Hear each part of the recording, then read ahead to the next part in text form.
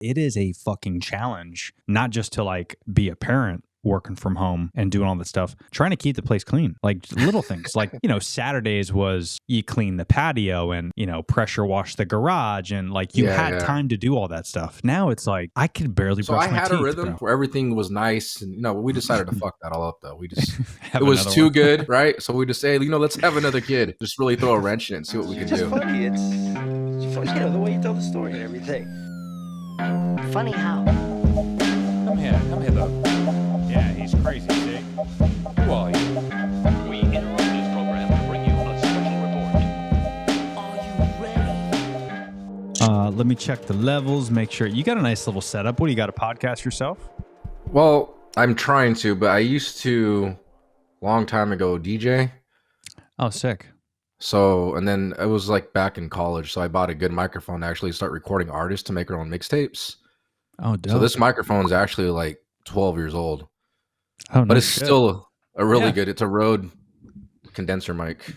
Hell yeah, dude. That's all I have is a lot of, well, besides my Shure mics, but I got all Rode products. It's all good shit. They last forever. Yeah, well, cool, this man. thing is gotta be. See, my daughter's 11, so probably like 14 years old. Damn. Yeah, but it's still sounds great. If you look it up, it's still like a $200 mic. No shit. Used. Yeah. Yeah. Yeah, I just upgraded. I had the Rode pod mics, but I just upgraded to these Shure mics. I've had a podcast for a couple of years now, so I'm like, I'm going to have to spend some dough. Yeah, you got to get the Shures, you know what I mean? Like, if it's good enough for Rogan, it's good enough for me.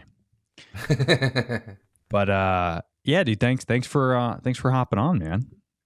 Sure. We're recording, by the way. I just get right into it. FYI. Oh, all right. Yeah, normally I'll just do like intros and stuff. I'll leave that in the description. Yeah. So, but what do you typically do now? So you were a DJ, and I noticed that was 100 years ago. Yeah, because now you got an HVAC company, you said? Yeah, so I have a small HVAC company. We actually do compliance testing in the state of California.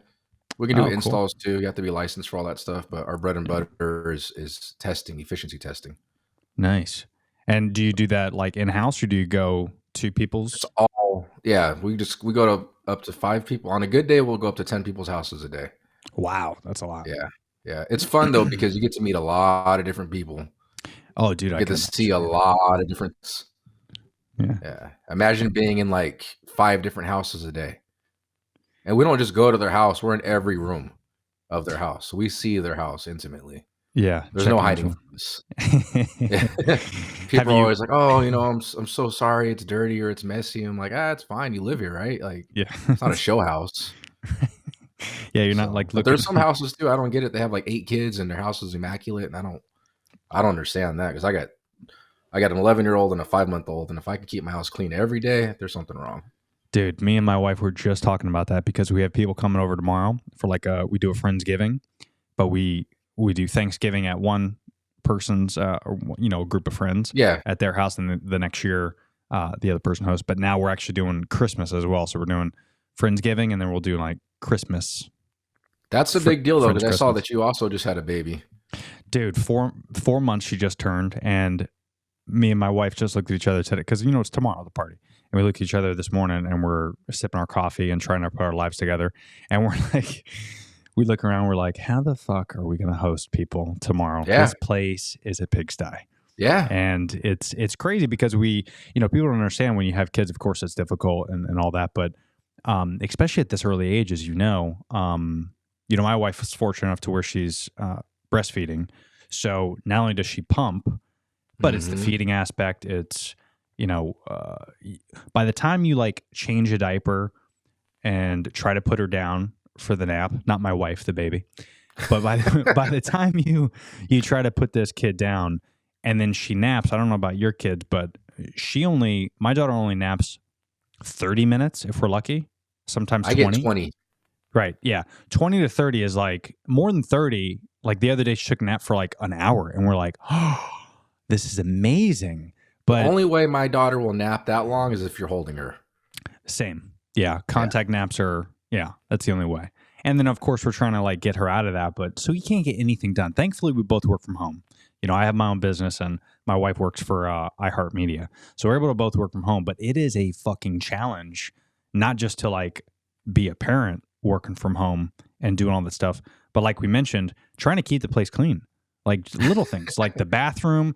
You know, you forget about before when we didn't have a kid. It's like, you know, Saturdays was you clean the patio and you pressure wash the garage, and like you had time to do all that stuff. Now it's like I could. So I had a rhythm going right because I have an 11-year-old, so life was good. We had, take her to school in the morning, we did work, picked her up at 3:00 every day, and then after school activities, my wife got off where everything was nice, and we decided to fuck that all up though. We just it was too good, right? So we just say, let's have another kid, and just really throw a wrench in it and see what we can do.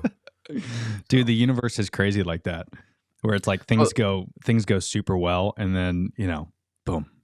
My life's been interesting in that aspect. So when we got married, we were having this. So she's my high school sweetheart. Oh wow! And we were together. We've been together forever, since we were 16. And then wow, we were going to get married. We had the hall, we had the DJ, the food. The day that our dress arrived is the day that she found out she was pregnant. No. So I was like, we just bought a house, and I was like, you know what? We can't wait for the wedding because I need to get you on my insurance now. Now it's a business move, right? Now it's a business move. Tax benefits.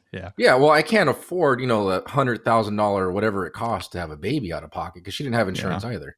Yeah, and she wasn't on my insurance because we weren't married. Right. So we just got a house. I'm like, we're gonna lose everything. That's what I'm thinking, right? If we have this kid and we have to pay for it for the rest of our lives for the delivery. So what we did is we had the shotgun wedding at City Hall, right?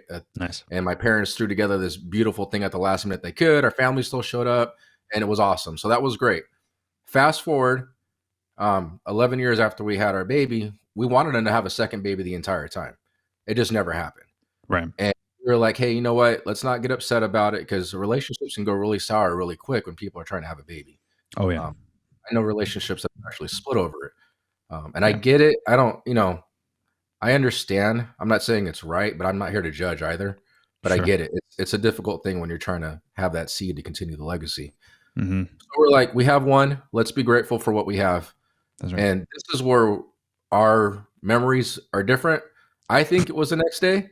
My wife says it was later in the week, but it doesn't matter because I'm going to go with my story because it sounds better. The next day, she found out she was pregnant. Whoa, that's crazy. That's my true story. So it's like we like to just keep it interesting where everything's like nice and easy, and then we like to just mess it all up. Yeah. But you know what is interesting about I love hearing that story, so thanks for sharing with that. Because we have kind of a similar story I get into, but what's interesting about like those type of events that happen in your life is you definitely end up being better at the end of it. Yeah. Like there's so many shitty things that happened to us before we were able to conceive that now it's almost like all that crappy stuff kind of led up to and preparing you for the moment you're in. Right. And it's because we went through like a whole IVF journey. And what was even more crazy is like everything was okay with both of us. Like there were like medically there was no issues with, but for whatever reason, and we're both relatively healthy. I mean, so there was no on paper it didn't make sense. So our doctors were like baffled. They're like, but let's try this. Let's try this. So anyway, $100,000 later, before we even have this child, right? So during that time, it was a 2-year process. So you going back to like couples getting that tension, that resentment, that we definitely we battled a lot with that for sure. Thankfully, it never got to the point where it was like close enough to where it was like we're contemplating, but it was definitely a lot of stress. And then as this is going on, I had I was diagnosed having a tumor in my lung. Again, weird situation. Doctors have no idea why. It just showed up. Thankfully, it wasn't cancerous, but I had to get it removed. So, I was like 6-month recovery, and it was just, I'm still having issues from it, like nerve damage and stuff. So all that tackled in with this. But then next thing you know, all this struggle, all this madness that happened during this time, all the money we spent. Mm-hmm. Then when you have that kid and you're at the hospital, man, Yeah. and that baby pops out. It's like, Yeah. who cares? Nothing else. Nothing matters anymore. Nothing matters. It's so God. wicked. Yeah. And then, it's those little milestones that I'm sure I can't wait to see, because, if you have an 11-year-old, the stories you have and the memories you have is, I'm sure, phenomenal. But like, even just in the 4 months, she just rolled over for the first time last week. She just had her big laugh. Right. It's like those little things, man. I'm so blessed that we're able to work from home as well, because I could not imagine dropping her off at a childcare place. So I used to do that before I do what I do now. I used to travel. And I share that story a lot. And I traveled like 90% of the time. Oof, yeah. So my daughter was just going into kindergarten. What is that, like 5 or 6, something like that? And my wife would drop me off at the airport. She dropped me off at the airport so much, my daughter thought I worked at the actual airport. Wow. So she thought she was dropping me off at work and then picking me up from work. And I'd be gone 2-3 weeks, sometimes longer. It just depended on whatever the trip was. But I traveled a lot. And I got to a point in my life where I'm like, I don't want to keep doing this. I told my wife, I'm just direct deposit. That's all I am at this point, is direct deposit. I come home, I ruin everything that she had, because she was very structured. She's like, we're going to bed at a certain time. She had a regiment, because that's how she survived, right? That's how, doing it by herself, she had a very strict schedule, because she was still working too. Wow. Her mom, my mother-in-law, was able to watch the baby for us. So I'd come home, I'm like, we're staying up late, we're going out to eat, we're going out, we're having a good time, because I'm only here and I'm only here for a day and a half and I'm out. Right. So I decided I don't want to do that anymore, and that's why I ventured where I went now with my own business, because now I have an opportunity to see, and it's really cool because now I get to see what I didn't get to see on the first one. Because I missed my daughter's first day at kindergarten. I missed a birthday at the last minute. Like, hey, I know you just got home yesterday, but I need you to fly to Florida for the weekend. Wow. I'm like, hey, tomorrow's my daughter's birthday. They're like, yeah, I know, but we need you to go. Yeah. So things like that happen a lot, and it made me kind of really take stock of my life and what I was doing. And I didn't want to get to the point where I was older with a lot of regret missing out. Sure. Because it's challenging, especially as the role of a husband, right? Or how we perceive ourselves as men. It's bred into us that we have to be the guys that make the money. We have to do this and that. But I didn't want to be just the guy that made money. I want to be the guy that was involved with my kids and my family and be a part of their lives. Yeah. My parents made a lot of sacrifices for me. They were able to send me to private school.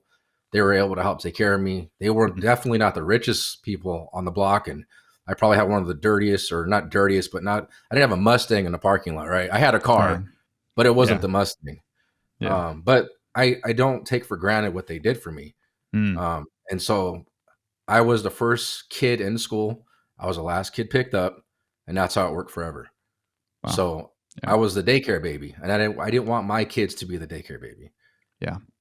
I felt like that the time that I have with them was way more important than the money. Money can come from a lot of different avenues, especially in today's age. Oh, for sure, dude. Yeah, So well said. And I think that's also, like, how old are you, if you don't mind? I'm 39. 30. So I'm 38. So we're in that same 84, 85 category where like our parents, like, again, 2023, it is a very different time. And a lot of people talk about, I've had a lot of people on the show that I've never met in person. And, we end up becoming good friends, and, they tell me their life story, and, we get to know. And it's funny, a different generation, because I've met a lot of people through this avenue that are in their 20s, and they have this like perception of, not everybody, but that it is tough right now. And yeah, there's certain things that are tough, right? Just like there's a lot of things that aren't as tough as what they were.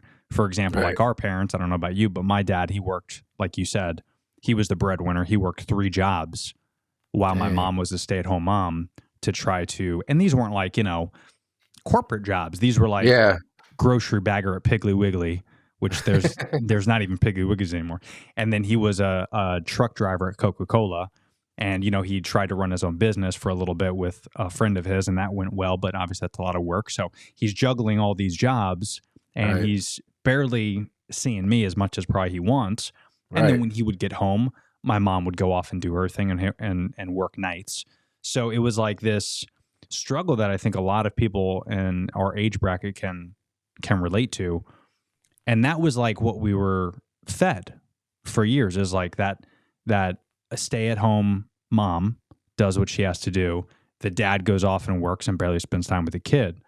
And then now you fast forward, and like our generation, I feel like there is a lot more opportunity to make money. But more importantly, we're starting to understand that even though things are tough, if we're a little bit more frugal with money, if we're a little bit smarter to invest, if we look at other ways to quote unquote hustle to make money on the side without sacrificing time away from our kids, that's why you're seeing a lot more, I think, successful dads that are at home.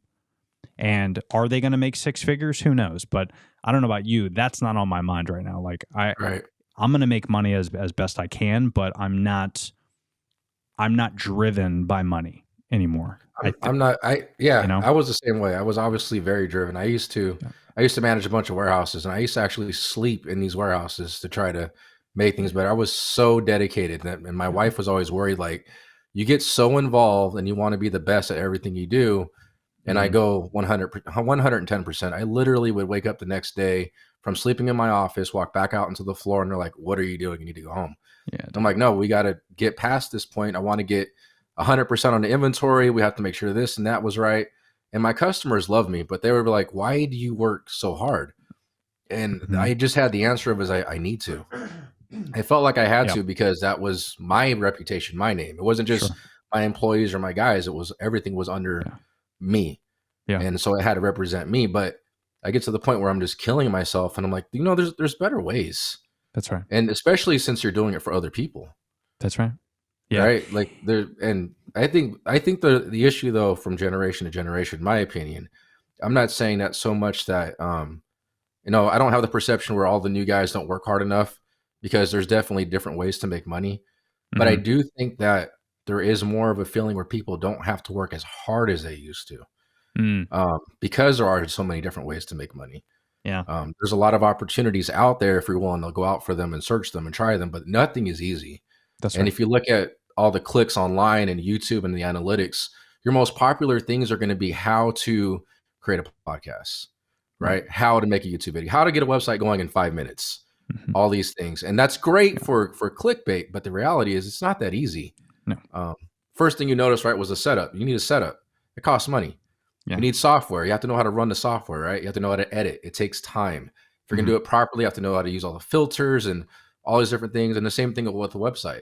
You have to know how to set it up, SEO, drive traffic, and it's dedication. And the social media world alone, you and I met on Threads, right? Social media alone can take up an entire day. For sure. I was baffled how much time I was starting to spend on social media to try to put my name out there. Yeah. And then I realized that there's 10,000 other people doing the same thing.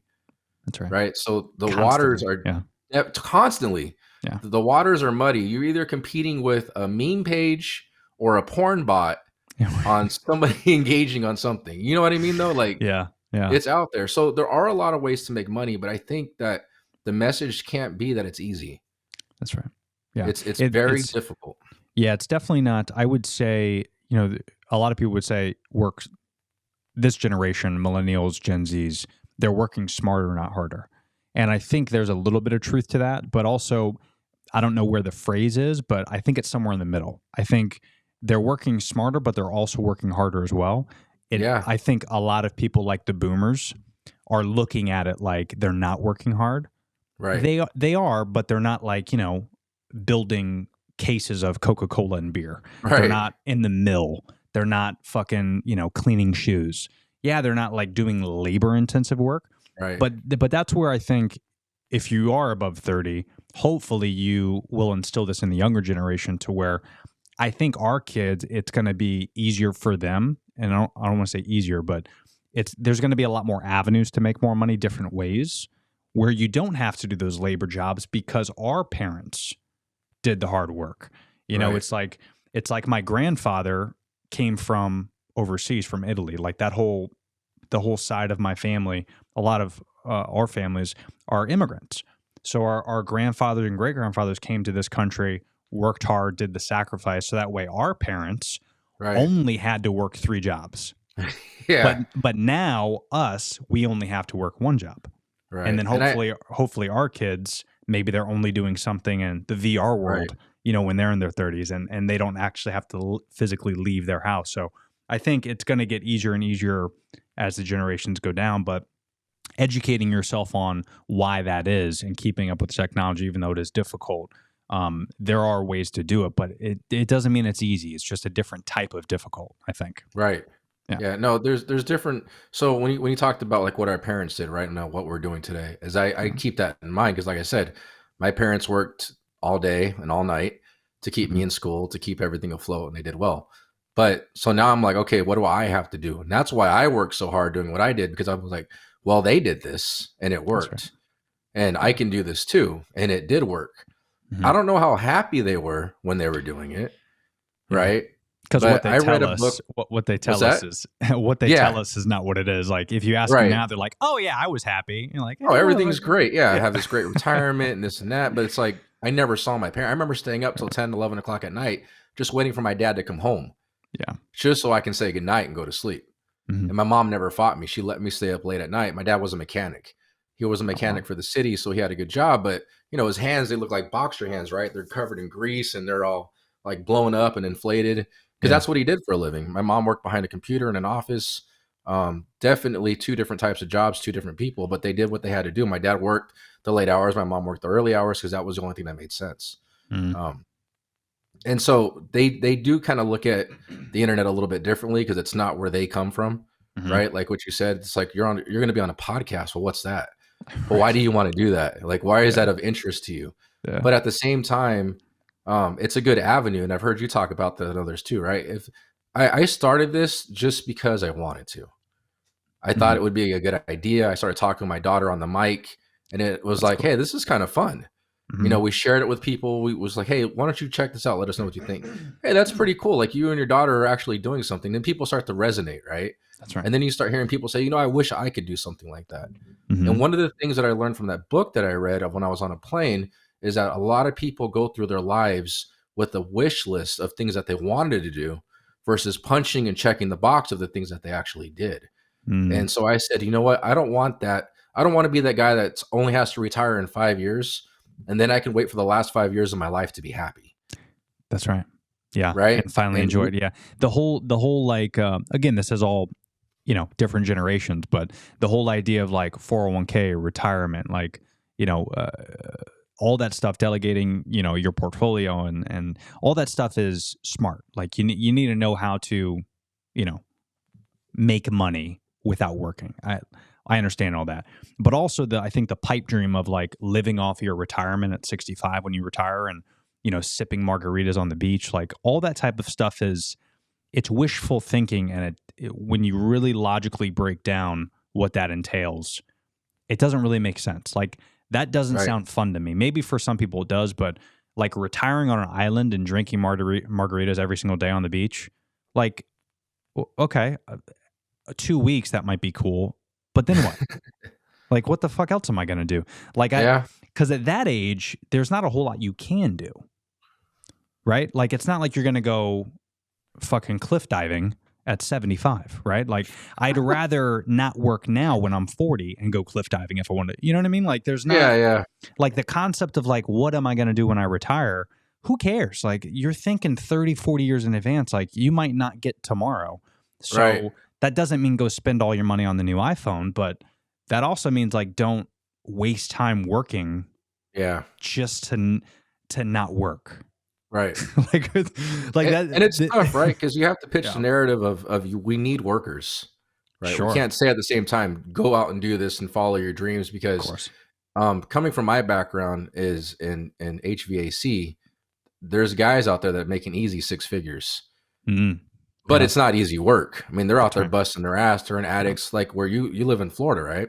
So you're over 100 degrees. So constantly your humidity is insane. Oh, yeah. So those attics are like 130 in the summer. Yep. And I'm sure they're getting paid well for the work. So there's nothing wrong with doing the work up front to get the dividends on the back end. Right. And I think that's, in my opinion, a message that's missed too, is there's nothing wrong with going out there and doing what you have to do to get to the next point in your lives. That's right. Because you can definitely go out and pick up a job in the construction field and be blue collar, and you can make a lot of money. Oh, yeah. And that's okay at a younger age, right? Because as you get older, you don't want to do that anymore. Your knees start to hurt. Your back starts to hurt, right? It's a little bit more difficult to get out of bed, and it's a lot easier to go to sleep. Or when you're younger, it's the other way around. Right. Which is like why you should. Spend your time wisely, right? Like make That's it right. make sense. Like the same way that we budget our money. Hopefully we're doing that appropriately. And it's the same way that we should budget our time with our life. Yeah. Right. Spend the time putting in the work in the beginning so you can cruise on the end. What you're doing now is something that you didn't start yesterday. I'm sure it took a lot of effort and work and research and misfires to get to the point where it's actually making sense. And now here you are, just, hey, sign up and let's go. And you're doing it. Yeah. Right. And that's pretty cool. Yeah. And a lot of people are going to look at this and say, hey, I wish I can do that. But fortunately, you were in a position where you're able to do that. But I'm sure you had to set yourself up to get to that point. That's right. Yeah. I mean, and it is those sacrifices, right? Like those, taking those weekends for 2 years where I wanted to do this podcast thing as a hobby and create content as a hobby.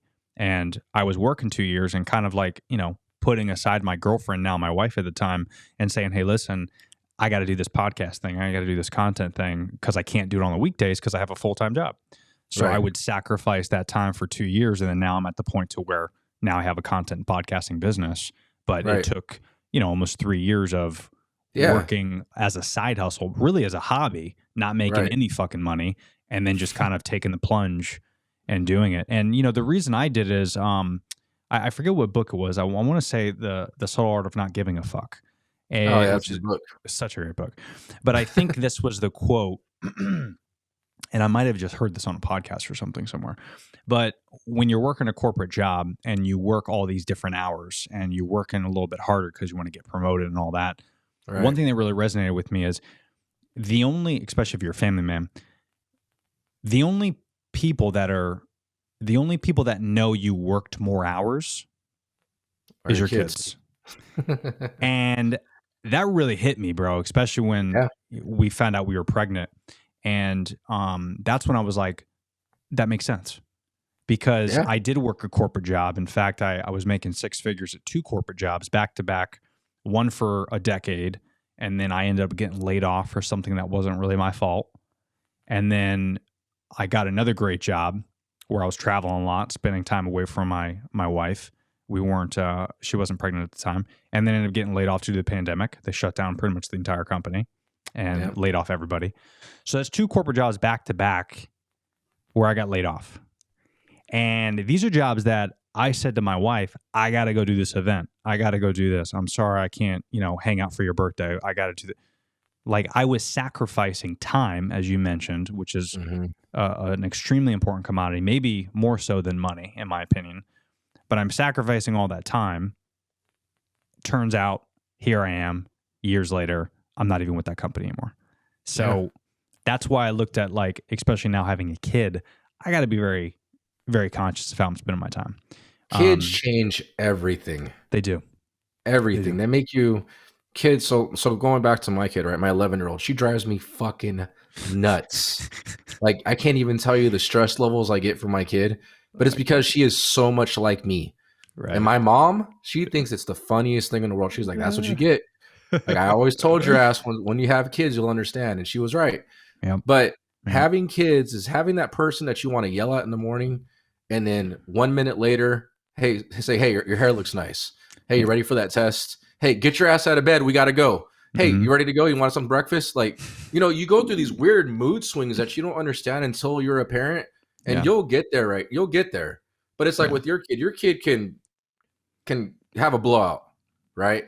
All over the place, right? It's going to get on. It might even get on your shirt or something, right? And you're like, oh, that's cool. Don't worry about it, babe, right? And you just clean it off. Yep. And these are the things that your perception of things change like you never understood or thought they would. Yeah. And when you see that first giggle, that first smile, you start to see them walk and you start to realize like, man, this shit is real. Like I made this. This is me. Now I'm responsible for this. This isn't a plant or a puppy. This is my seed. Yep. And everything you put in and invest into this seed, starting from the minute they're born to when they get to our age and past us, is going to have some effect on what we did. That's right. We are 100% responsible. So there's something that I've been struggling with is that because my daughter is 11, I did some research to understand why are we butting heads. Now, we're not like screaming or yelling or abusive or nothing, but it's like my frustration levels are so much higher than they used to be. I'm like, why is that? So I did some research and I did some thinking, and it turns out at the age of 11 is where kids start to try to find their own identity. And I'm like, that makes sense. That makes sense, because my opinion isn't as valuable anymore because it's not her opinion.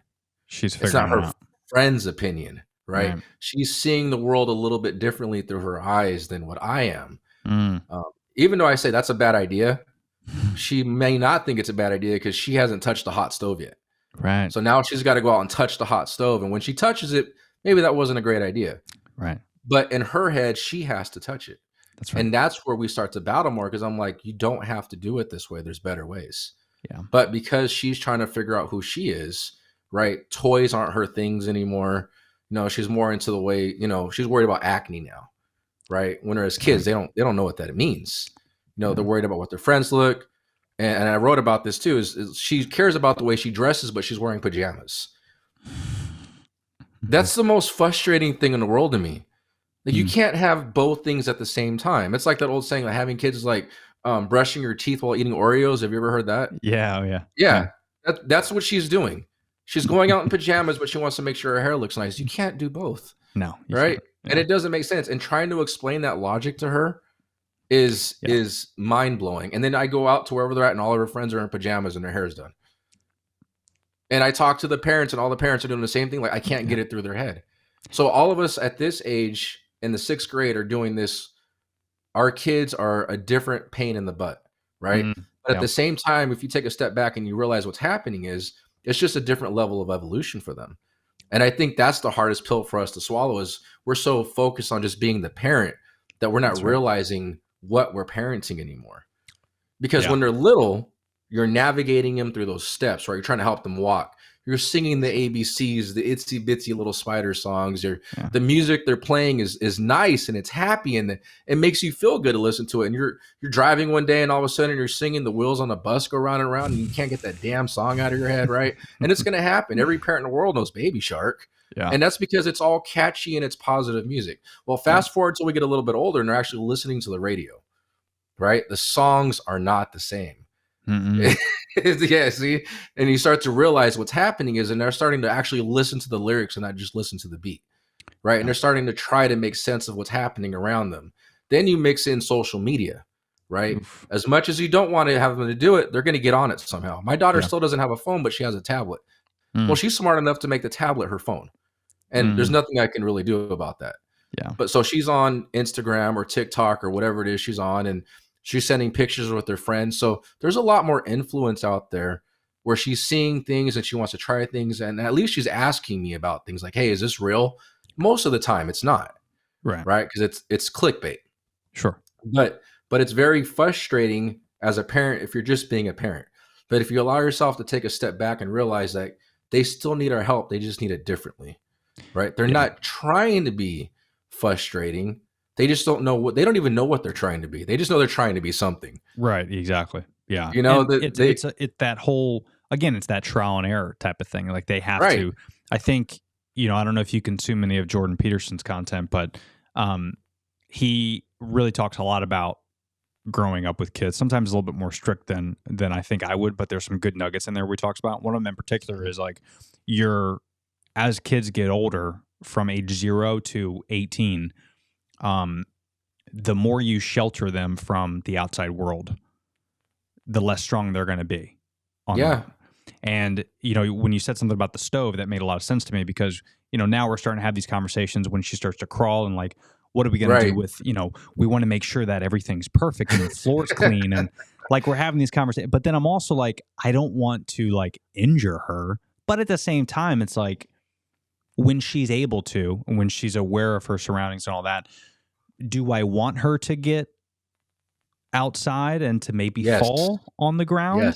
Yes, I do. Like I don't want her to get injured, but I also want her to understand that if she falls in the stick, she's going to cut her leg, and then we're going to have to put a Band-Aid on it. Like, it's not that big of a deal. Like, it's not. So there needs to be some level of trial and error to everything, because I think that's, again, we talked about this at the beginning, kind of full circle. We didn't mean to do it. But these like shitty moments make you a better human. Yeah. Make you stronger and make you well aware of like, this planet is kind of, it's a weird thing. We're this very very large, but also very small part of the universe.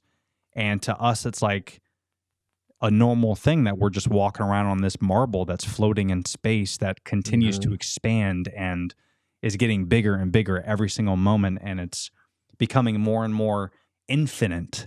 And we don't understand it fully. And we're just these little ants on this large planet. And you need to be terrified a little bit of it. You need to be right. It's not all sunshine and rainbows, and that's okay. And I think how many people do you know actually have their shit together? Like all the way through, beginning to end? Zero. Yeah. Right. Like we're constantly making mistakes as adults. Yeah. We did it as kids. Like, and it's funny, right? Because I remember being a kid I'm never going to be like that when I get older. I'm still going to do this and that. Like, we don't know what the hell we're talking about. We're so naive and clueless to what it's like to grow up. Because the reality is, I really am not that much different from when I was younger. I'm just more mature. Right. I know when to and when to not do something. But if I went down today and you opened up one of my text groups for my friends, I mean, like, we're a bunch of kids. For sure. Yeah. We're a bunch of kids on the playground. We're still wrestling each other, but verbally, right? Like, nothing's changed. We're a bunch of knuckleheads having fun. And sometimes you got to sit back and go, holy shit, man, how did I even get this far? Like, and now here I am raising a kid. And it's like, you got to be careful. But it's different being an adult and it's different being a kid. And in the end, we're all still trying to figure it out. And I think there's another quote on that too. I think Mr. Rogers, right? And you may have heard this one. And he says, like, if you want, just remember what it was like when you were a kid. Yeah. If you can actually take a step back and remember, like, I was trying to figure all this shit out too. Like, I didn't know. That's right. Every parent at some point, at least my generation, got yelled at for not holding the flashlight correctly. That's another one that's been around a lot, but it's so true. And it resonates so well. My dad was a mechanic. I held the flashlight a lot. And when I was supposed to be holding the flashlight, I was probably playing with some of his tools. Right. And if I didn't put the tool away, I got my ass yelled at. Right. And there's a lot of truth to all these things that we're all growing up the same way, but differently when we're all just trying to figure it out. Yeah. Nobody really knows how it works. There's all that trial and error. Your baby is going to fall at some point. And I literally said this yesterday when we were at my sister-in-law's house. My daughter's in her quinceañera. She's doing a dance for the first time. So that's a big deal for us, for her too. And one of the kids was there. He's 1.5 years old, and he fell. And I mean, he fell hard. He did this like barrel roll, like bounced off his head, break dance move, right? And she's like, he's fine. And then one of the other kids was like, don't look at him, don't make eye contact. He doesn't know he's even hurt yet, right? Like he doesn't understand that. So if you do that, are you okay? Oh, there's something wrong. Now I have to react. Right. And that's when they cry. Right. Yeah. And it's true because they don't know. We're teaching them these things. But if you tell them, hey, look, it's fine. You're going to be okay. Dust it off. It's cool. I know a kid at my daughter's school that used to go there that unfortunately, and her mom admits this, she put her in a bubble. She washed everything. She sanitized everything. She wouldn't let her go out. Right. That poor kid has allergies to like almost everything. Oh, yeah. And she's getting better at it. Right. She's working through it. And she didn't mean for that to happen, but she was so afraid of her kid getting sick, she actually made it harder for her. Yeah. Where yesterday there's a kitten running around and it jumps over my daughter, like, oh, get the cat away. I'm like, no, she's fine. It's good for her immune system. Let her get some of that in there. She's gonna be okay. Right. Yeah, she'll be all right. We got a dog. There's a cat there. She's outside all the time. There's different parenting practices for sure, but I think, in my opinion at least, I think you're on the right track where you have to let them figure things out. Yeah. Well, the other thing, go ahead. I was gonna say the other thing that I learned fast forwarding to my 11-year-old is the more I pushed her to do things, the more she pushed back. Right. The opposite of what she did, probably. Yeah, because it wasn't her idea, right? Sure. And so the more this year, I really backed off a lot. She does sports, and I would always, hey, watch your shot when you do this. Hey, make sure you're paying attention to your coach when you do that. And then she wants to like roll her eyes, and she's getting upset, right? Yeah. And so this year, I backed off. I hardly said anything. I said, hey, can I tell you something? Are you interested in hearing what I have to say, or do you want to just go out there and practice? And when I posed it like that, then she wanted to listen. Versus me saying, hey, come here, babe, let me tell you something. Now she doesn't want to, you're giving her the option to. Right. Because now she's setting herself up where dad's going to tell me something, I don't want to hear it. Where now I'm like, hey, is this something that you might be interested in? Can I tell you something that I just saw? Where at the end of the practice, I'll be like, hey, there was one thing I saw. Can I tell you about it? And then she'll actually set herself up and listen. So now I'm setting the table. But it's very easy for us just to be parents, right? Going back to that point, just parent and not realizing what we're doing, because we just everything has a cruise control, right? And I think parenting does too. Right now in the stage that you're at, you're very careful with everything around you because everything is so new. Right. Everything is so new for you. You're trying to figure all these things out. And I'm doing it again too for my daughter, right? She's at a stage now where I got to figure out what kind of food I can feed her. I'm like, I got to mash the banana. I don't remember how to do this. This was 11 years ago. Right. Yeah. Right. And you've learned a lot since then, I'm sure. Yeah. Yeah. I've learned a lot. But the thing about kids is they're all different. Right. And the times are different. So 11 years ago, when we had our baby, I don't think we find out what she was going to be until like 6 to 8 months, somewhere in there. Right. Where now I think it's like 3 to 4 months. Mm-hmm. I mean, everything's changed. Yeah. But just going back to the point of raising the kids and this and that and the other, I've learned personally that the less pressure I put on my daughter, the more I let her grow, the faster she is to actually do what I actually want her to do, instead of trying to force that upon her. So it's like what you said. Do I want her to go out and fall down? You have to. You have to let her fall down because she's not going to know what it's like to fall down. That's right. And then one day she's going to fall and her parents aren't going to be there and she's not going to know what to do. Yeah. And in my opinion, as parents, it's the hardest thing to do. Yeah, for sure. Because, at that point, you're also teaching them, again, the world is dangerous. Like there's, and that's one thing we were really trying to do. And thanks for sharing that. That's some good advice too. And I've thought about that too, just having those conversations, because I always put myself in the situation of like when I was a kid and how my parents reacted. And my parents were kind of good. Now they're divorced, but from what I remember, they were good because they were like polar opposites. Like my mom was kind of like, like my mom was always like, hey, Tony, just be careful doing that. Be careful doing that. And my dad was like, just who cares? He's fine. Like, relax. It's all good. And I even have like footage of me, I think at my 1-year birthday party. And I'm like walking around for the first time. And my dad's videotaping me. And we had like a brick porch. And I'm, you could tell like he's videoing me. I learned how to walk like 3 days ago. Like it's not good. And I'm just kind of walking around. Drunken thing going on. Yeah. And I'm like stumbling. I got this big ass head and my dad's videotaping me from far away, from like 100 yards. And my mom like shows up right in front of me. And in the video, she's like, what are you doing? Hey, he's good. He's walking. Fine. He's walking. Yeah. But literally like one fall and I would crack my head open on a brick. But yeah. But it's that polar opposite I think is important to have, but also too, and this is going back 38 years ago, right? But one thing I love about watching like older videos of myself is it's fun to explore and to get out and learn these different things. Like if I pick this leaf up, how does it feel? What does it do? If I put it on my face, it's going to be scratchy and itch. And I look around kids and my friends have these kids, one of them in particular that's like, they have the conversation when we're like, hey, where are we going tonight? Oh, we're going here. Okay, cool. Can you make sure you don't order anything with peanuts? And I'm like, sure. One of those, right? And I'm like, hey, listen, peanut allergy is a real thing. I get it. But it's funny, here we are in 2023, where we went to our pediatrician just the other day for a 4-month checkup. And I asked them, should we be careful with allergies and all that? And they go, well, it's funny. Studies are actually now showing that if you expose them to more nuts at an early age, they won't develop allergies. And I go, good to know. Thank you for that. I'm glad we figured that out now, as opposed to like 70% of the world is now fucking allergic to nuts and gluten and all that. But it's only because we're not showing them that. We're not letting them taste it.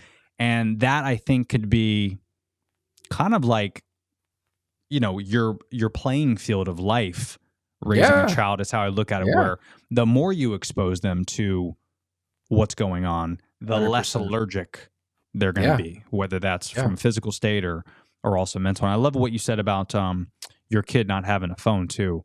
I know she's got the tablet, but how did you have that conversation, or did you just make it like a regular thing to where if she asked, because I'm sure other kids at her age are having she asks every day. This is an ongoing battle thing. Oh yeah, every day. Our first podcast, it touched on that, and then my phone started ringing, and I started getting text messages from our friends and family like, "Get her a phone. She needs a phone." I'm like, she doesn't need a phone. Yeah. Because I see what happens when these kids get a phone, they turn into zombies. That's Their right. brain shuts off, TikTok goes on, and you can't, hey, hello, knock on their head sometimes, right? To get their attention. Yeah. And, let's be honest. I mean, I don't know about you, but me and my wife, now that we've had a newborn, it hasn't been as bad. But prior to this, we would have to check ourselves like at 7 p.m. because after about 30 minutes, we look at each other, we're on the opposite sides of the couch and we're both on TikTok. Yeah, it's easy. It's super easy because it's fucking awesome. So you look at it like, a drug. It is a drug. It's addicting. So the last thing I want to do is give my kid something addicting because then I know she's going to be addicted to it. So it seems common sense, but a lot of my friends don't feel as strongly about this as I do. And it's my world. Like I'm in the content world, but I post and ghost. So I'll post something and I put my phone down. I don't like to consume as much as I post. Man, it's so easy though. Well, if you pick that shit up and you start scrolling, your day can be over before you know it. Oh my God. And by the way, let's mention that the reason I think it's so addicting is because this is why I love collaborating with people, even on threads and, just reaching out to people I don't know like yourself, where people are awesome. Like we get fed a lot of bullshit where people are dangerous and mean and racist and all. Yep. Dude, the vast majority of people are fucking awesome. Like great stories, great people, cool to connect with, very interesting. TikTok has taught us that, like, I feel everyone is fucking hilarious. Like there's so many people that I look at their videos and I die laughing. I'm crying laughing. Yeah. And I look at their TikTok profile and they have like 1,000 followers. I'm like, what? Bro, you should have millions of followers. You are hysterical. And that's what's kind of cool about the internet and social media. But when you're following a bunch of negative things and mean things and all that, that's when you're consuming all that mean stuff. Well, the news is designed to engage you, right? Right. And the news will have the mugging, the shooting, the robbing, the stealing. Sure. Maybe a cat got saved out of a tree, maybe at the end of the hour, right? Then they'll do sports. And then, oh, by the way, during the basketball game, there was a fight, right? There's always a way to go back to something that's going to get people talking. Going back to the clickbait stuff, but you're right. I love talking with people. I absolutely love it. In a perfect world, what I wanted to do before I started doing what I did is I thought about being a psychologist because I love talking to people. I would love to help people get better at things, this and that. But at the same time, like, man, that's a lot of pressure to take on too, right? Like I have my own problems to deal with. Right. And I'm going to start taking on other people's problems too in a serious manner. That's hard. That's a lot. So what I do now is I like going to people's houses. I tell a whole bunch of bad jokes. I get to know people. I'm there for a half hour to an hour at a time at their house. And it can be really fun. And I'm like, man, this is exciting going out and just talking to people. But where I live in California, I live in what they call one of the most dangerous cities. I live in Stockton, California. I don't know if you've ever heard of it. Oh, sure. Yeah. Okay. So and you're all the way on the other side of the map. Yeah. Right. And I've traveled all over the place. I've been to Detroit. I've been to New York, New Jersey. I've been all over the place. I've never had a bad experience anywhere I went because it's not the fact that you're there. It's the people that you're there with. That's right. Right. And it's very easy to go out and have a conversation with somebody and just talk to people. Even the guy with tattoos all over his face, he'll walk the old lady across the street. I've seen it. Yeah. Right. Yeah. It's not because of the way they look. It's because of whatever is happening at the time. And if you don't create that bad time, then you're not going to have one. I have a friend of mine. I call him my little brother. He's the complete opposite of me when we were growing up. We grew up, he lived across the street from me and he was always in trouble. He always got into fights. He was always into something. And I pulled him aside one time. And every time I would work somewhere, I tried to take him with me to keep him out of trouble. And I'm like, hey, how do you always get into trouble? He was like, no, it finds me everywhere I go. I said, no, you find it everywhere you go. I don't get into fights everywhere I go. Yet I can be with you. Right. We're going to the exact same places. And I'm like grabbing him by his ear, like, come here, like stay out of trouble. So there's so many good people out there. And for somebody that looks like, they just got through with a shooting or a fight or whatever, right? He can actually be the sweetest guy in the world if you give him the opportunity. I think that's the cool thing about the internet too, is it does expose things that we're not used to seeing about people. Is you see people walk up to people on the streets in those videos and they just talk to random people and they start getting like real like heartfelt, right? You're like, man, this person's really going through something, or they have some really good advice to share with us. Yeah. And that's also the beauty of the internet, because it does paint a picture, and the media loves to sell the bad image of things. But there is so much good out there in the world. And it's difficult because we have to tell our kids, don't talk to strangers. But at the same time, it's like you don't want to shelter them from everybody either. That's right. Yeah. And that's another conversation I have with my daughter. She's like, well, you talk to that guy at the grocery store. Why can't I? I don't really have a good answer for that. Yeah. I just have to tell her, you can't do it yet. Like, I don't know. Yeah. You know, there's one video that I saw on TikTok where a parent of 3 was saying, get away from telling your kids stranger danger. And teach them unnormal behavior. And I thought that was really interesting, because so what's unnormal behavior? Well, if you teach your kids, hey, only mommy, daddy, or grandma is going to pick you up from school, then you have this person that you don't know trying to pick you up from school, even if it's a friend. Right. Because sometimes, like a lot of times, if you look at all these like kidnappings and things like, it's usually people that they know. Yeah. So that, to them, that's not a stranger. So that's not a red flag to a kid. However, it is unnormal behavior. Sure. Because Billy isn't always picking me up from school. So that's not normal. Let me get with mommy and daddy. Let me ask them first. So I think that's what, I'm going to try to do, is like, there's great people out there. Just because they're our neighbor doesn't mean they're awesome. Yeah. So that's not a stranger. But if they do something abnormal or something weird, I need to let mommy and daddy know. And if I can't find mommy and daddy, then I'm in a bad situation. I need to find out, a police officer. We have to take classes at our school, because I volunteer a lot at the school. And we have to take classes, online classes, basically about how to spot things like that are abnormal. And it's actually, it's like one of those classes where if you come from the world, you have to take all these HR classes, right? Sure. Sexual harassment, what you can and can't do, stuff like that. Yeah. And you think, Jesus Christ, I don't want to do another one of these, right?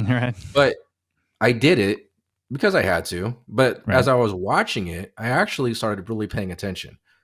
And I'm glad I did, because these are things that you understand, but you don't know. Meaning that it's not something you'd really think about on your own. But if somebody brought it to your attention, you'd be like, oh, yeah, that makes sense. Right. You need a reminder. Basically, this is somebody bringing it to your attention. You're going, yeah, that is a red flag. Like, why would they invite all these kids over like that? Like, different things, right, that you would, and it's what you said. They're training us about abnormal behavior. Yeah. Because it could be the neighbor. It could be the coach. Yeah. Right. And if you're not looking for these flags, you wouldn't think anything of it. So then it starts to make you think of things a little bit differently. Like, man, can I trust this guy? And you start looking for these flags. But I never thought about applying that to my daughter. Yeah. And that's a good point, because it makes sense, because I want her to be able to be friendly. I want her to experience the world. I don't want her to be afraid of everybody.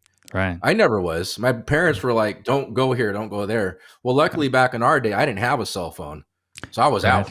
Yeah. I was gone. I was on the bike. We took off. My mom thought I was around the corner. I was probably like 8 blocks away. That's right. I had a hodgepodge of friends of every race. We were every color was in my circle. Yeah. And I loved it, because it didn't make any difference to me who they were. And I want my daughter to be the same way. Yeah. Because we're all just people. Like, forget what you look like. It's the personality, right? Yeah, and there's some guy that can be, perfect jawline and look like a supermodel, and then they start talking, you're like, whoa, man, there's something wrong with this guy. Right. That's the guy that I'm worried about. I'm not worried about the guy with the face tattoo. I'm worried about the guy that's like, he's just talking a little bit too funny for me, or he's making me feel uncomfortable, because I feel like this guy's going to snap a lot faster than the other guy. That's right. And it's those social cues, right? And I think that's a really good point. I think I'm actually going to take that back to my daughter and talk about things that she can, and she is kind of being conditioned in a way, but indirectly. Yeah. And I think being more direct would have a better impact. So thank you for that. Yeah, no worries, man. And this is a great thing about connecting and consuming content is, and it's so weird. We were also talking about this the other day where, we walked out of the hospital 4 months ago with our daughter, and they just let us like walk out. Like, like there wasn't, like we had to sign paperwork and all that, and they watched us put the car seat in and all that, but like there was no manual. There's no. Oh no. So we, I don't know how our parents did it, aside from, reading what to expect when you're expecting. Aside from that, like, what did our parents do? Because me and my wife, we fucking watch videos, bro. Like, We didn't do Lamaze classes like they did back in the day. We watched YouTube. And so when a lot of people say social media is bad, not really, man. Like it's given me the opportunity to learn how to host a podcast. Now I teach people how to do a podcast. Right. It's all because of the internet. It's all because of watching videos and consuming everything that we learn, including what I just shared with you. I learned that shit on TikTok, man. Like it's because you're consuming social media, but it's people. These are real human beings. And if you can decipher the bullshit, right. And how you decipher bullshit is by consuming everything. You know, we choose what we want to watch, right? That's right. Yeah. So we can choose to go down a rabbit hole of the foil hats and conspiracy theories, or you can learn how to be a better father. Exactly. Like it just depends how you want to spend your time. My uncle literally built a swimming pool in his backyard off of YouTube University. That's so cool. Yeah. That's so cool. It's awesome. That's so cool. It's awesome. And it was free. It was free. It didn't cost you anything. Yeah. I mean, he did it. I couldn't do that. I can do a lot of stuff. I can't do that. I don't even want to try to do that. But there is so much content out there, and it's up to us as adults to use our time wisely. Mm-hmm. Right. And that's why the problem is too, is like you're talking about how it's amazing and it's easy and 30 minutes can go by. It's generated to be, it's dopamine hits, right? It's the drug. Like you call it, it's a drug. Yeah. And you can just, 30 seconds and you're laughing your ass off. And 1 minute later you feel sad about something, you want to cry because this guy just gave this lady $1,000 and she was almost kicked out of her house. And then the next video, look, this guy just got into a street fight. I mean, it's so much shit for your brain to take in at once. Even as adults, it's a lot. It's a lot. It's so much. And that's why, like you're saying, for not giving my daughter a phone. Yeah. Because it's a lot of information to take in. Yeah. And it's difficult for us as adults to decipher what's real and what isn't real. Podcasts are great because the long form content, you can kind of start to sniff out the bullshit, right? At some point, someone's going to kind of slip up and you're going to hear or see something that's less genuine versus the guy that's trying to be something that they're not. And that's what I think is really great about podcasts, because it's not the perfect edited world, right? Like if you watch some of the behind the scenes of the Mr. Beast stuff, it's edited to holy hell. Yeah. But the guy knows what he's doing. Right. Yeah. I mean, he knows what he's doing. He's doing it to make it more entertaining, and he's doing it to make it more entertaining. Where this is a real conversation. We're two real people. We're across the map. We don't really know anything about each other, but there's so much that we can relate to. Yeah. And that's what makes it genuine. Yeah. So this would be, in my opinion, good content, because this is something that I could relate to from the outside. That's right. This is just two people talking about being a father, trying to navigate life, business, right? And that's the real shit that's out there. And what's kind of cool too is you see the social media shift is like, it's not so much anymore about the perfect backgrounds, right? And the happy kids. You're starting to see a lot more people, a lot of dads just like, fuck it, this is what I'm going through today. You're starting to see moms without makeup. You're starting to see the dirty houses. And I think that's pretty cool. Yeah. Because we're setting ourselves up traumatically. And there's been a lot of studies about this in the past, right? Where people are trying to be what they're not, and they're putting all their money into something, and they're trying to live this life, and they fuck themselves up on such a terrible level to become what just isn't real. Because they end up becoming depressed down the road because they're living a lie, essentially. Yeah. Right. Exactly. Yeah. But now if you, hey, look, this is my first mic, but I'm going to make it work, right? Right. You talked earlier, hey, I did it for a while and I finally made the chance to do an upgrade and I'm happy for it. And that's real. Yeah. Right. The 5-minute videos, like I talked about earlier, you can start something. It doesn't mean it's going to be great. But if you're willing to work through it to make it better, that's what people want to see, the journey, because everybody's got to start somewhere. Right. That's right. Yeah. And my mind always goes back to the kids, right? And it's the same thing with the kids, right? You got your 4-month-old trying to figure out how to make all that work for you. You're trying to figure out how to make your life work and make sense with this new bundle of joy that's pooping all over the place and throwing up on your shoulder, and you going out in public and making a podcast, and there's a baby crying in the background. Can you hear it? Because I had a podcast like that like 2 weeks ago. And I'm like, hey, can you hear Penny? And he's like, no, can you hear Jacoby? And I was like, no. I was like, cool. They were both crying in the background, right? Both other halves were watching the kids. But I'm like, that's hilarious. And we left it in there because that's real. Yeah, exactly. That's real life. And that's what I really like. And I really like and respect what you're doing, because I think it's awesome. Thanks, I would love to do more podcasts with people randomly. I think you kind of inspired something, and I'm gonna give you all the credit in the world for it, because there is just so much to learn from other people. And I've always said that if people will just stop and listen and stop trying the big voice in the room, you can take so much more back. Oh, for so sure. much more back. For sure. No, thanks for saying that, man. And this is one thing that I told myself in 2024 was going to be a big goal of mine. And I started a little bit early because we're taking some time off next week leading up to the new year. But I told myself a lot of the podcasting that I do, I would probably say like I'm at like 218 episodes, I think, 219, something like that. This might be 220. But out of those, I think 100 of them are people I know. So I'm at like 50%, which isn't bad. It's been great because I've gotten to know so many people. But like I want it to be like 90% of people I don't know. You know, I mean, because if you can do it, right, the reach is there. that's the goal, right? And you know, just on Threads alone, and then I also did something on TikTok where I've gotten like 35 requests. So for 2024, those next 30 something episodes are going to be people that I don't know. And that to me is a little bit more exciting because I feel like I learn more.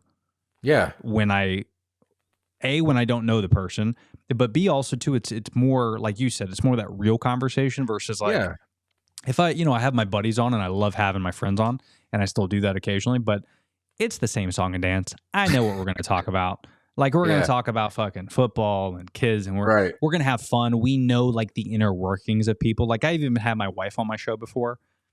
I know what that conversation is going to be. I don't like it's fun to me, but like as the listener, it's cool to work out these. Like we didn't script any of this. We didn't do an intro. I'm not going to edit any of this. I'm just going to throw it on YouTube.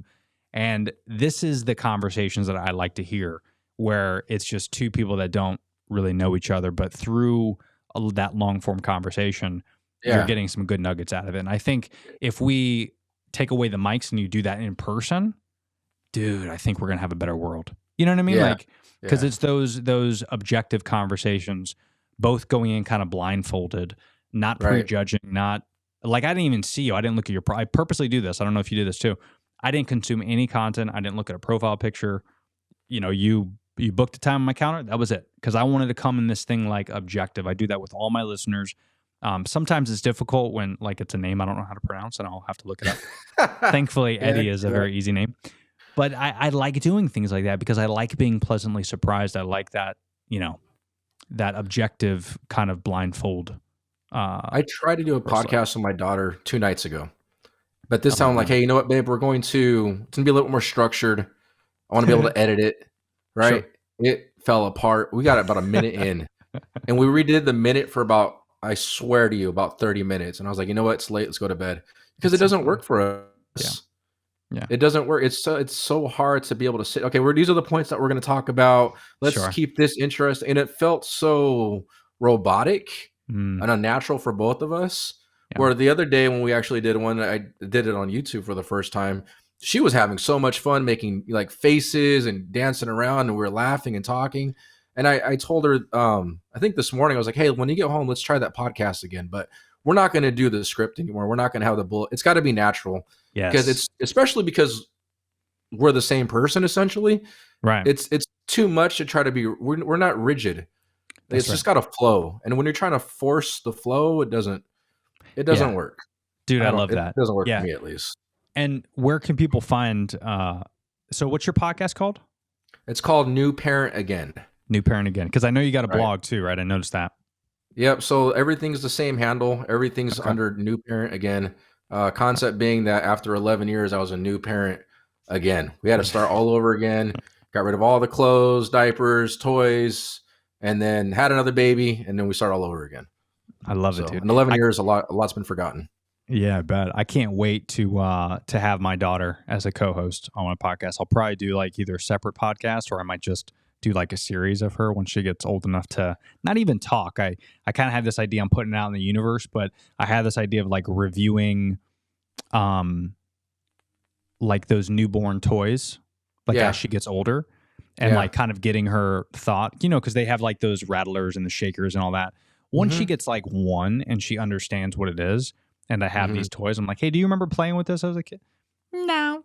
Okay, well, what was it like? What did you do? Like, just to get, I want to try to document as much as I can, and then I also want to do books with her and read books together, and I want to do like these little things, because as a new father, I've been consuming a lot of, like, I'm sure you have as well, father-daughter content. Like, I don't know if you follow Zeth.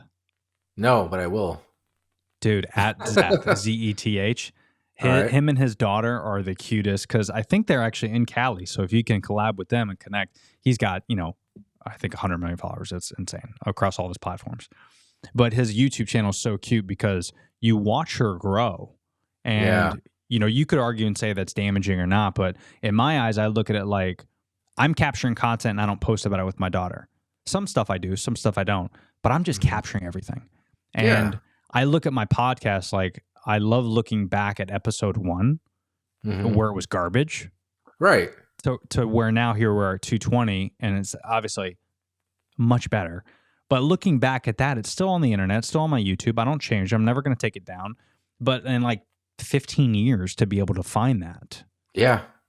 And same thing with my daughter to watch those episodes. Right. That I film. You don't have to post it, but maybe you just throw it up on YouTube as unlisted, whatever. But I think it's so fascinating to have that documented. I think it's just going to be really cool. Scared to do anything on YouTube or even a podcast or anything, right? Yeah. It's difficult if you're not used to doing it, at least for our generation. That's right. The younger generation is born into it. Like they see kids doing the weirdest shit on camera and they love it. Yeah. Right. Where if I did that, my dad would have smacked me in the back of the head and don't do that again. For sure. And he meant it. And so I'm not going to do it again because that's where but different times. Right. That's right. So once I got over the fact that I wasn't going out there and making a complete ass of myself for clicks and I was just putting myself out there, being real and honest and genuine and then saying, it's okay to make that mistake on camera or it's okay to talk about some shit that's really difficult to get through. It got a lot easier. But it took me about 6 months to even cope with the idea of, hey, I'm going to get in front of a microphone or I'm going to sign up to this guy's, podcast that I've never met before. And I have no idea which direction it's going to go, but why not? Right? Because in the end, what do I have to lose? This is an experience. Yeah. This is a recorded experience. And just like we record everything with our kids nowadays, right? Our phones have everything, every moment. That's cute. Click. Oh, look, she's laughing. Get it on camera. Yeah. I mean, it's a blessing that we can do that now. That's right. So the biggest feedback I got when I started was that you're going to be able to get to look at that later in life and remember that you did that. You're going to have that experience. And on the other side, my daughter's friends are like, that's really cool that you get to do that with your dad. Oh, yeah. And then her friends want to get on the podcast with me. That's and cool. I was like, man, I never saw a direction for this at all. That's awesome. All I had was a thought bubble in my head with the microphone going, I think I can do that. And let's see which direction it goes. So it's been a really fun experience doing this kind of stuff. And it's kind of cool because you get to push yourself to new directions if you're willing to learn. And that's the other big thing too, right? Is there's a lot that we can do and we sell ourselves short, I think, way too much. For sure. And I think a lot of that has to do with what we think people see us as, right? Like other people's opinions. It matters too much to us because that's the one thing when I first started my podcast is I found myself kind of worried about like, are people going to judge me? And then like you said, once I got past, the comfortability of just talking on camera and being myself and documenting myself, it's journaling. In my opinion, I looked at it like journaling, but in the film aspect. And then I could look back just like you would a journal and read it, but instead I get to watch it. And it's true what you said about like documenting your entire life as a kid, because there is going to be a lot of people that I think aren't doing this and in 20 years they're going to regret it because, my dad thankfully documented everything when I was a kid from age 0 to like, I don't know, 6 or 7. And then once I was able to kind of have like my own camcorder, it was this massive VHS. The news reporter. That's right. But now I've converted those into USBs. So there's this company that I use to convert everything. But then once I converted it, now I have it. And my wife has 0 video footage. 0. Like her parents didn't do anything. They have photos, of course, but so she is so jealous of all the video I have. Yeah. And I do not want my kid to grow up and be like, Billy's dad captured everything. How come? So I'm like, even if I don't post you're it, a real asshole. like there were so many great memories at SeaWorld and you didn't fucking capture it. Right. You're an ass. So yeah, I think there's so many pros to it. But listen, man, at the end of the day, I didn't even realize we're at over an hour. So time flies. But listen, give everyone a quick shout out again. Again, I'll leave all the links in the episode notes for people that are just listening. But where can they find you, Eddie, and all that jazz? All right, so everything's going to be at newparentagain.com. I'll have links there. It's also the same on Instagram, on Threads, on Spotify. Everything is the same handle. If you are new to this world or getting yourself into it, do not make the mistake of having different handles for everything. Nobody's going to find you. Just a quick little tip out there. Keep everything nice and easy. We're going to have conversations, hopefully more like this, more with my daughter. The blogs, I'm trying to curtail to be more personal. It's very difficult to blog, in my opinion, to put your words out there. Oof. I thought it was going to be like a 5-minute write. It's like a 5-hour write. But yeah, check us out, subscribe, and let us know your opinions. Nice, dude. Eddie, listen, man, I've learned a lot, man. I appreciate you connecting. Hopefully we could do this again. There's a lot more I'm sure we could talk about as well. Yeah, tons. Well, I appreciate you. Thank you for the opportunity, man. It was really fun. Absolutely, Eddie. Enjoy Cali, man. Stay warm, huh? Yeah, thanks, man. All right, buddy. See you. Bye.